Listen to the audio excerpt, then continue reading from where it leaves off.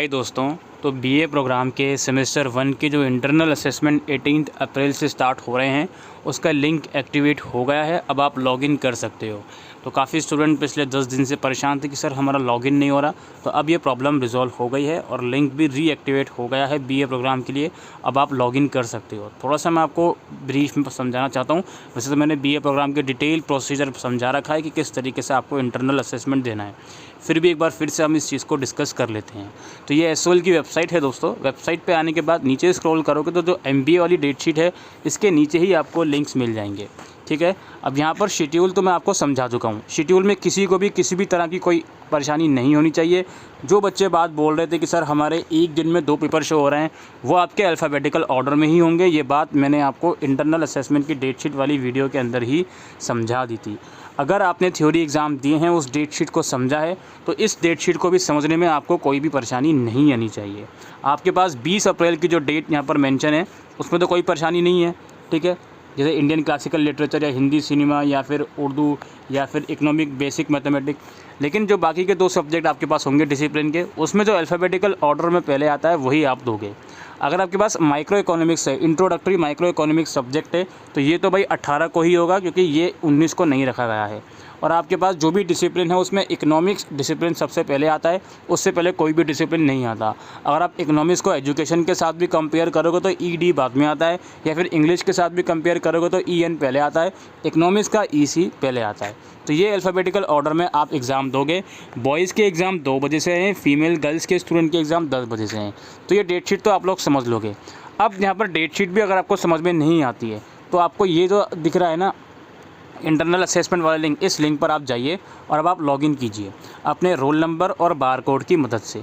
अब देखो यार, रोल नंबर का जो फॉर्मेट यहाँ लिखा हुआ है ना, इसी फॉर्मेट में रोल नंबर डलेगा डैश लगा के। अगर आप बिना डैश लगा के डालोगे तो भाई उस क्वेरी को एंटरटेन नहीं करा जाएगा, बिकॉज यहाँ पे 2 बार एग्जाम्पल लिखा गया है। नीचे भी एग्जाम्पल लिख दिया उन्होंने और इस बॉक्स में भी एग्जाम्पल लिख दिया। इसको देखने के बाद भी आप लोग गलत डालोगे रोल नंबर का फॉर्मेट, तो फिर अब कोई कुछ नहीं कर सकता। यहाँ पे बारकोड डालिए, फिर एक यहाँ पे ऐड नंबर करके आ रहा है 7 + 9 क्या होता है 16, तो इस बॉक्स में 16 आएगा। जो यहाँ पर मैथमेटिकल टर्म्स आ रही है इसको रिजॉल्व करके आप यहाँ लिखोगे एंड देन फिर लॉगिन बटन पे क्लिक करोगे। अब यहाँ पे मैं लॉगिन कर लिया है मैंने। अब आपके मन का जो सबसे बड़ा डाउट जो चल रहा है ना डेट शीट के रिगार्डिंग, वो डाउट इस लॉगिन को करने के बाद ही आपका क्लियर हो जाएगा। वो कैसे क्लियर हो जाएगा, देखिए यहाँ पर जो आपकी डेट है ना वो डेट शो हो जाएगी। जैसे अभी 24 घंटे पहले इस बच्चे का 18 अप्रैल की डेट शो हो रही है। भाई हिंदी भाषा और साहित्य का एग्ज़ाम है, तो इस बच्चे की कन्फ्यूज़न क्लियर होगी कि भाई 18 तारीख को इसका हिंदी का एग्ज़ाम देना है। अब हम इसी को अगर अल्फ़ाबेटिकल रूल में देखें, भाई एच और एच दोनों ही पहले आते हैं, आई एच के बाद आई, फिर भी दोनों पहले आ रहे हैं, एच और आई दोनों इक्वल हैं। अब यहाँ पे देखिए एस और एन है, एन और एस में पहले क्या आता है, एन आता है ना, तो मतलब हिंदी अल्फ़ाबेटिकल रूल के अकॉर्डिंग पहले आ गया, तो वो हिंदी का पेपर देगा बच्चा, फिर हिस्ट्री का देगा, दैट्स इट। उसके बाद तो बाकी पेपर में कोई कन्फ्यूज़न ही नहीं है, वो तो आप डेट शीट में देख ही सकते हो। पेपर की ड्यूरेशन बच्चे पूछ रहे थे सर कितने घंटे का पेपर होगा। मोस्ट लाइकली आपका 45 मिनट का पेपर होगा, ठीक है, 45 मिनट का। और जिस भी दिन आपका जिस भी सब्जेक्ट का एग्ज़ाम रहेगा, जिस भी टाइम पर रहेगा, उसके कम से कम 15 से 20 मिनट पहले इस वेबसाइट को लॉगिन करके आप लोग बैठ जाइएगा। और यहाँ पर जो एक्शन का बटन है इसके नीचे ब्लू कलर का एक लिंक आ जाएगा एमसीक्यू लाइव का, उस पर क्लिक करके आप अपने एमसीक्यू दे सकते हो।